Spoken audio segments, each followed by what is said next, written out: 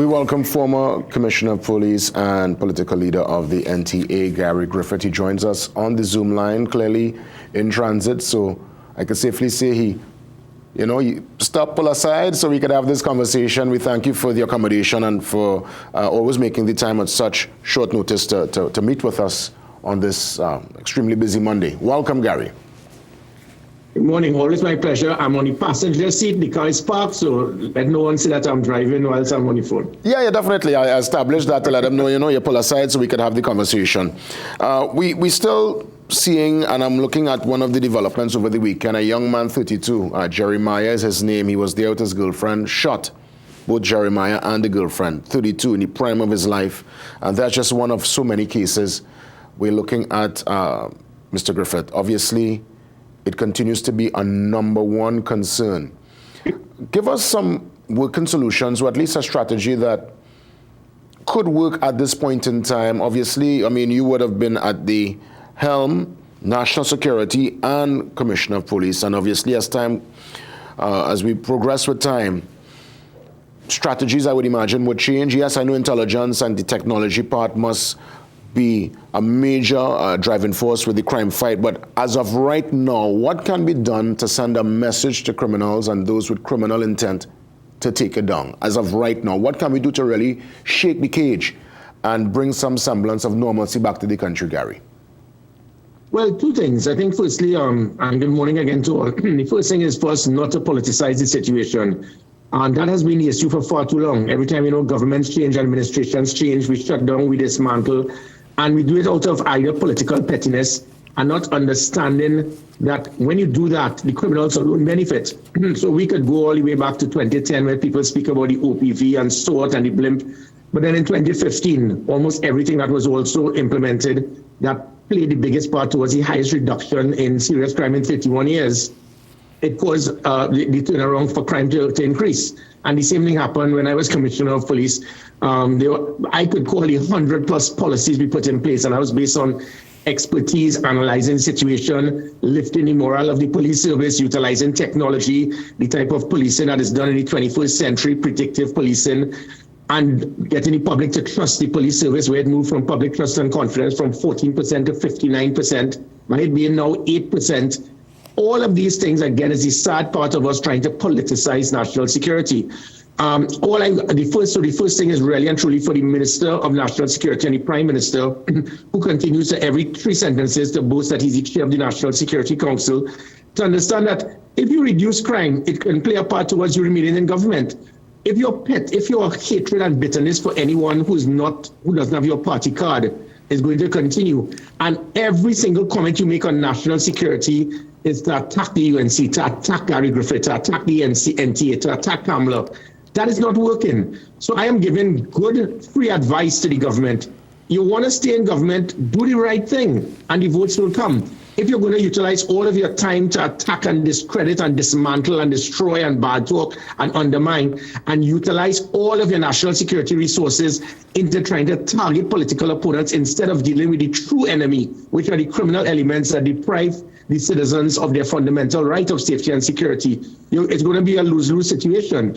The other thing, obviously, is the fact that this is about good versus evil. It is about law-abiding citizens versus criminal elements. And I can refer this to the El Salvador situation recently, where people have seen a total turnaround in a situation where crime was probably about 3 times higher than Trinidad and Tobago. And now it's becoming one of the safer places in Central America.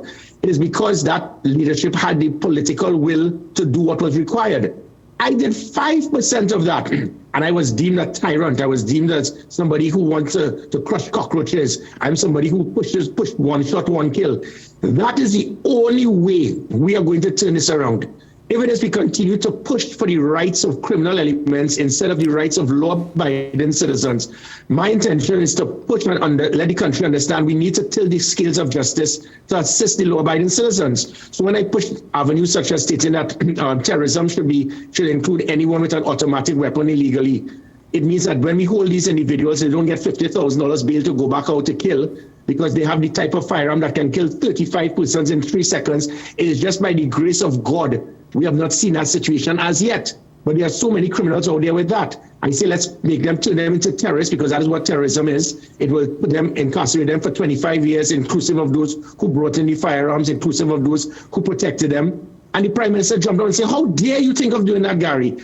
This is the point, that if we only do 5% of what has been done in El Salvador, we can turn this around. But we need the political will. But it seems that, sometimes politicians, they are afraid to go down that road, because there's always that link with politicians and criminal elements who help them try to get back in government. We need to make a decision. Is either the country first, or trying to get back and trying to play politics with national security. If you do that, we are going to lose. Yeah, I understand. I'm watching a development on page 6. And even though I know you're part of an arrangement with the opposition, you are indeed an independent thinker. You established that the last time we had a conversation some weeks ago.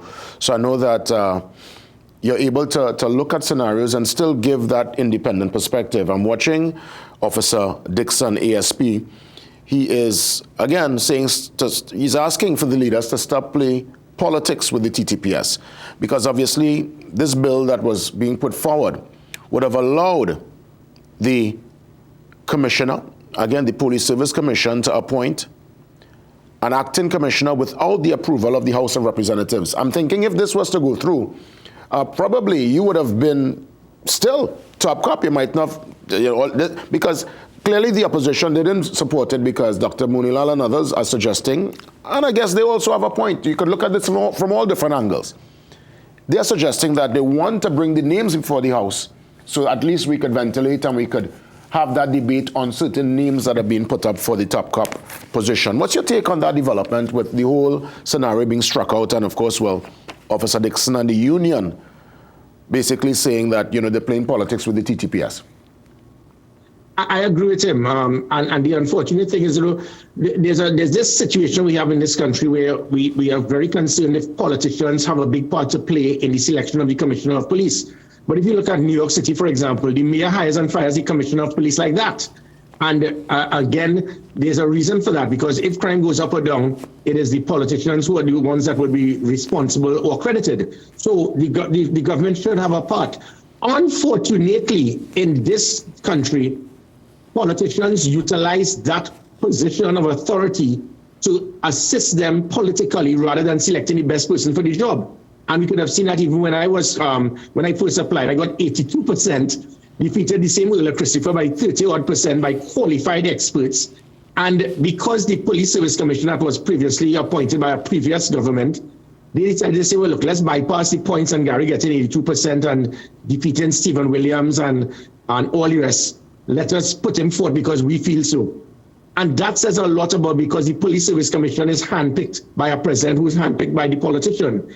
And then even when I became Commissioner of Police, because I didn't want to adhere to dealing with unethical practices of politicians trying to pressure me to arrest, to target political opponents, give me $40 million, hire foreigners, turn them into SRPs. And because I stood firm, I was removed. So it shows the dangers where we have our politicians utilize this opportunity to target political opponents. That is very dangerous. That is on a threshold of dictatorship. So the concern that the opposition may have now is that this government may very well find somebody who's a senior soup, who has the strongest PNM party card. They will contact the president, who will contact the Police Service Commission, who was appointed by the politically appointed president. And they will now say, okay, that is what the Prime Minister wants, let's do it. And there's no reason for us to state otherwise, because again, going back to the Earl Christopher situation, this is someone who got 30% less than others by qualified experts. He got 3 out of 15 in mock media conference, 3 out of 15 in role fit, 20 out of 50 odd in the interview by qualified experts. You can come in the top 15, and then all of a sudden, this Police Service Commission puts her first. The Police Service Commission should resign because they are so politically appointed and tainted by incompetence. There are 5 members of the Police Service Commission with no qualification, experience, or training in national security. That is how pathetic it is. But they were handpicked by a president who did not adhere to the law by not submitting the merit list in the first place. Speaking... So what is to stop? Speaking about Earl Haywood Christopher, the current commissioner, I'm watching also a development on page 6 where 6 people are threatening to sue the top cop for their FUL disputes. We're looking at some actual business owners who are dealing with firearms and citizens. Do you think the litigation will force her hand? I mean, this is one of many. Would all this litigation, all this set of court play that's clearly coming up in the weeks and months ahead, ultimately, you think it will open up the FEWL scenario again and people will get through? Like, let's say, what you would have seen during probably your tenure, because I'm trying to figure out what's causing, I mean, clearly it's a whole different approach and a lot of litigation taking place. Your particular perspective. Well, again, and again, this is again based on ignorance of the law, both by the government and Earl Christopher. One of the 100+ policies I put in place was understanding that trying to put sometimes first-degree police officers to go up in cases against hardened, qualified defense attorneys. We were losing constantly. And similar to the United States, what I did was formed a team of qualified attorneys working closely with the Attorney General's office at the time as well. And we started winning these cases. And this year's Earl Christopher is being badly advised by certain attorneys who are police officers with a basic degree at times. And they're totally going down the wrong road. So this situation now it is similar to the acting commissioner of police, where the law was always that it must go to Parliament. And the president, because of her ignorance in understanding the law, she refused and said it's not necessary. And that is why it is I was no longer commissioner, because the president did not adhere to her role and responsibility as enshrined in the Constitution. This is a similar situation. There was a law that was amended in 2004 that stated that firearm dealers need to have their permits renewed. This is something they picked up 20 years ago. It was never established. It was never enforced. And now what Earl Christopher is trying to use this now as an avenue to say, it gives me the right to take back all the firearms from anyone who did not renew their permit. How could you have renewed your permit since 2004 when the police service never provided the opportunity for the firearm holders to have it? So you're not giving them the opportunity, and then when they don't do it, you try to use that as an avenue to take it back. This here is this is all based on remember, there was the Stanley John report. It was a massive well-oiled criminal industry. 4 years later, 6,000 applicants, 1.4 million citizens, 7,000 police officers, dozens of firearm dealers, and not one person has ever been even held for questioning except for a citizen who was kidnapped based on the approval of a senior minister in this government, sending police officers to Barbados to arrest him because they were so desperate to find somebody. So the whole thing is now exploding. They don't know what to do. So now they've utilized this avenue. And let me tell you, however, I think it is important that we should have a system that when you get a firearm, we need to make sure there are checks and balances to ensure that you have the right body and mind, physically, mentally, from a financial perspective, that you're still eligible and qualified and trained to have a firearm. That is something totally different to this. This is not people going, because that's why I put the FEWL card with the chip, and the chip will show that if at any time a wife reports you for domestic violence, immediately is triggered to the firearm department for us to seize your firearm. That is why in my 3 years, when the Prime Minister speaks about firearms being given out to everyone, which was a lie, 0.3% of the population received firearms, 0.3%, 6,000 out of 25,000 applicants. Had I continued on that fast process, it would have taken 15 years for the other 25,000 applicants to get. That is how slow I was acting. But by doing that, I had the card to ensure that every 2 years or so, persons must go on the range, they must be trained, they must do their clearing drills, they know how to strip their weapons. That will have minimized the situation of negligent discharges. But no, what she's using it as an avenue, so we just take it back. You can't just take it back unless the person would have done something to Gary, give you justification. I'll tell you this, we'll see how things pan out, because again, litigation, I'm watching the development on page 6. For those looking on, they could get the Guardian and get more details. I want to thank you as always for the perspective, for giving us some time for such short notice. And you be safe out there, and we'll get a chance to touch base soon. Take care.